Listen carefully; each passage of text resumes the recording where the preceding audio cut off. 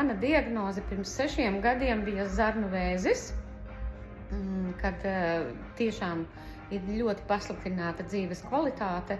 Un izdarot operāciju un ķīmijterapiju,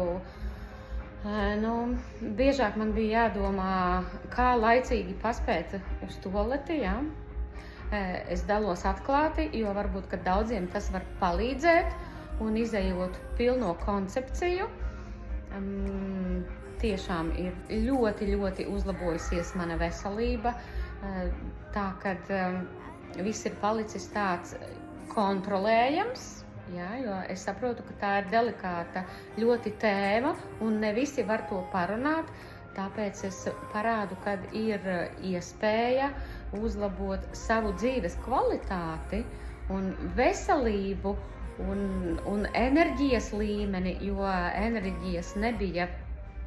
Viņa bija ļoti, ļoti minimāla, kad tev negribējās nekur iet, neko darīt un pat ne ar ko vienu tikties, bet es taču esmu cilvēks.